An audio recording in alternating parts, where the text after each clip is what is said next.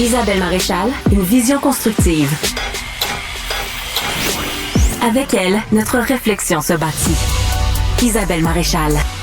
Étienne Boulay, mon invité, pas besoin de vous dire, ex-joueur de football, animateur, entrepreneur. Il a fondé, bien sûr, les produits sans alcool de la marque Atypique qui a été vendue à Keurig Dr Pepper.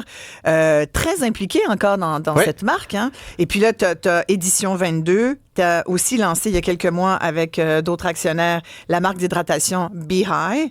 T'arrêtes pas une minute. Ce qui me fait dire peut-être, est-ce que tu es au courant, Étienne, que des fois le travail est une drogue aussi? Est-ce qu'on appelle ça un transfert de dépendance? Ouais, peut-être. Je sais pas, répondons à la question. Ben, probablement un peu. C'est-à-dire, c'est drôle, hein, parce que dans la découverte de soi, tu sais, quand le processus de devenir sobre, on a toutes les meilleures intentions du monde de devenir équilibré, tu sais. Oui. Mais en même temps, je peux pas changer qui je suis. Non, c'est ça. Je suis un gars passionné, intense. Maintenant, il faut que je choisisse les bons endroits où le faire. Puis là, clairement, je me suis lancé dans les affaires. Tu sais, Atypique. Et ça marche. Est un beau succès. Ouais, on a lancé ça en 2020, en pleine pandémie. Puis là, vois-tu, c'est une période super importante pour nous. Janvier, février, les gens veulent se remettre en forme. Février, évidemment, le 28 jours sans alcool. Puis ça m'a... Que je fais.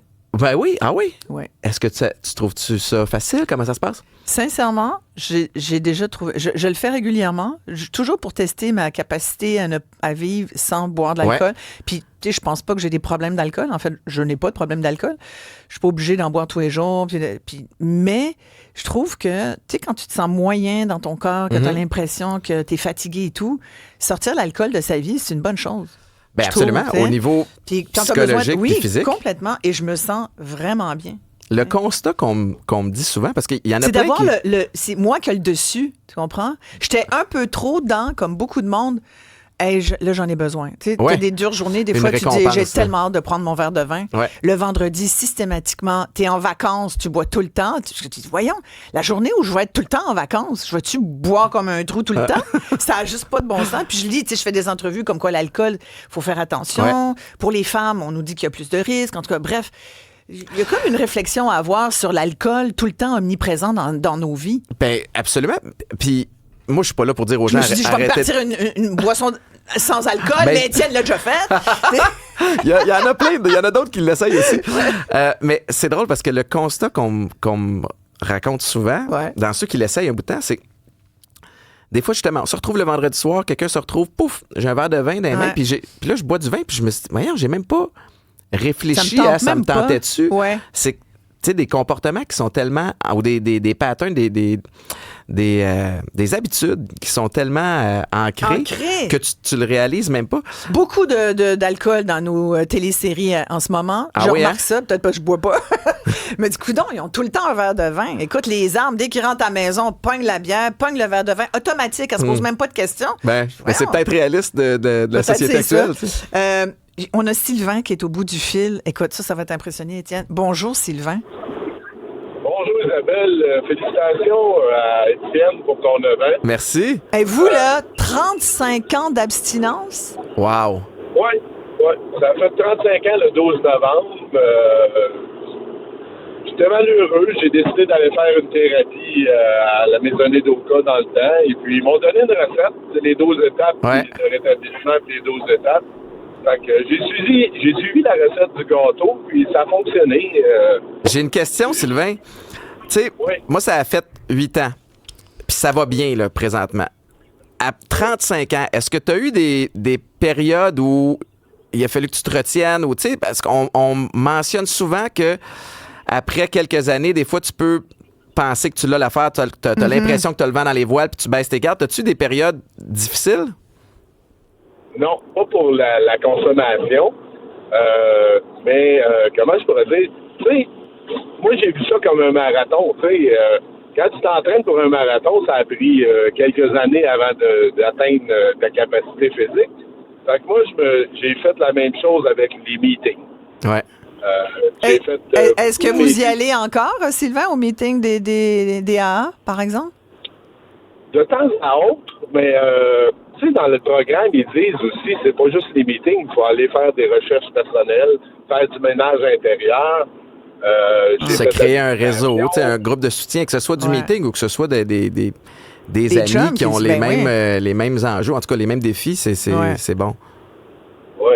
Puis, tu sais, j'ai trouvé le plaisir quand même dans des petites choses. Tu sais, le high, on cherche des highs, souvent. Fait que... Mais vous les comptez pareil, hein? Vous les comptez, là. Vous n'avez pas perdu de vue le décompte des années, là. Vous savez que ça fait 35. Ça fait pas 34, ça fait pas 36, ça fait 35.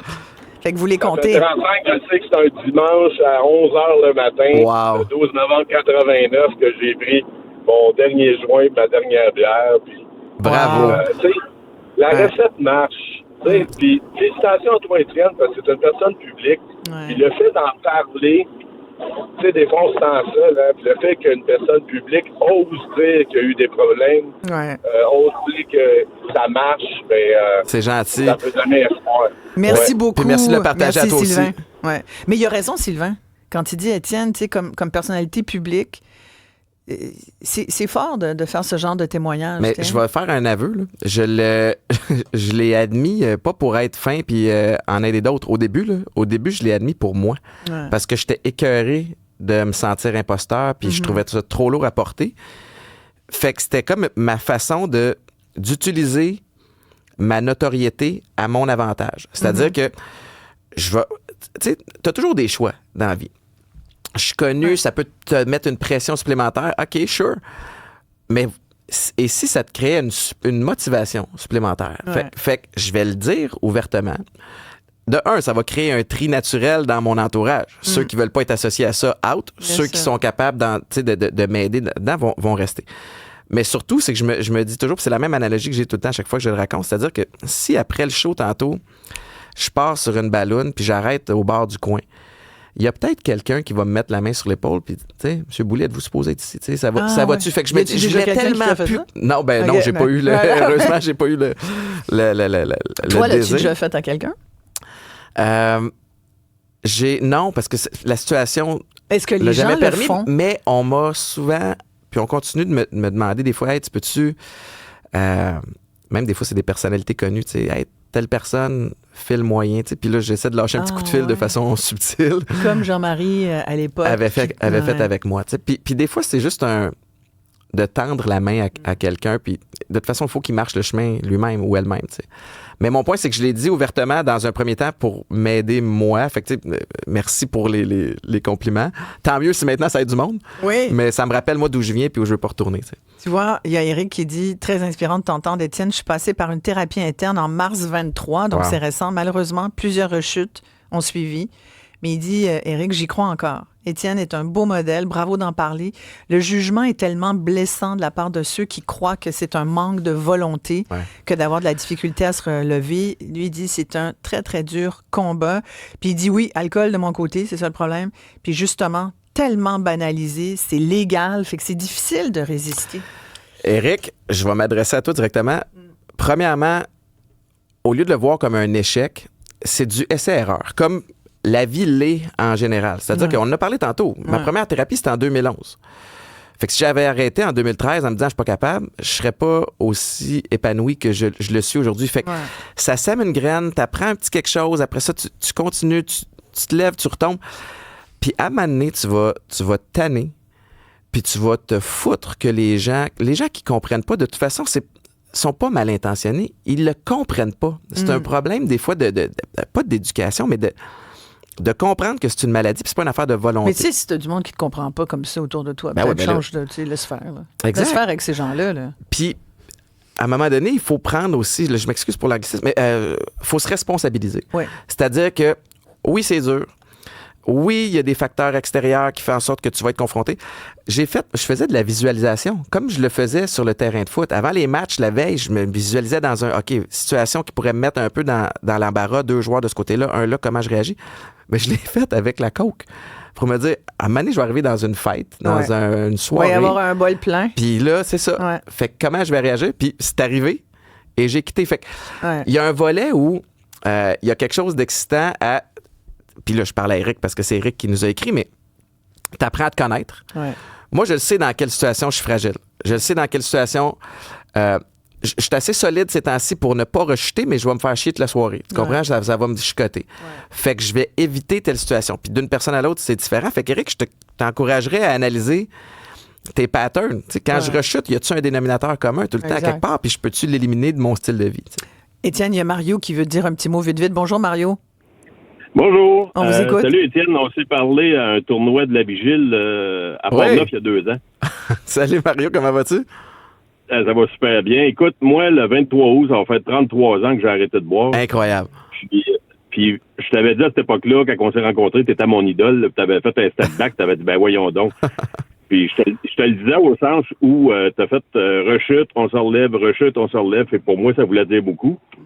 Moi, j'ai été chanceux. J'ai pas fait de thérapie. J'ai rien fait. Je me suis levé un matin, puis j'ai viré une maudite le 22 août 92. Puis j'ai dégrisé le 27. Et le 23 au matin, après 2 heures de sommeil, j'ai dit je bois plus. Puis j'ai pas repris une goutte depuis ce temps-là.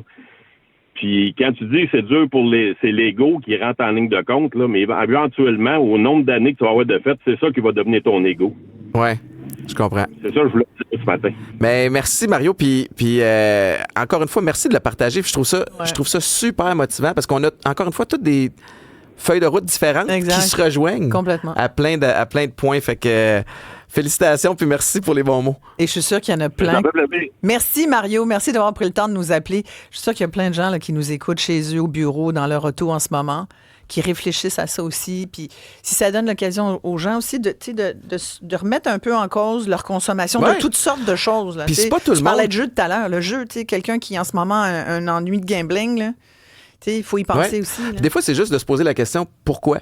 Ouais. Pourquoi j'ai envie de boire? J'ai-tu vraiment envie de boire? Ouais. C'est drôle parce que c'est pas tout le monde qui a des enjeux de consommation à un point tel comme ce qu'on discute présentement. Mais tu sais, avec les initiatives de du 28 jours sans alcool, par exemple, d'essayer de faire un mois complet.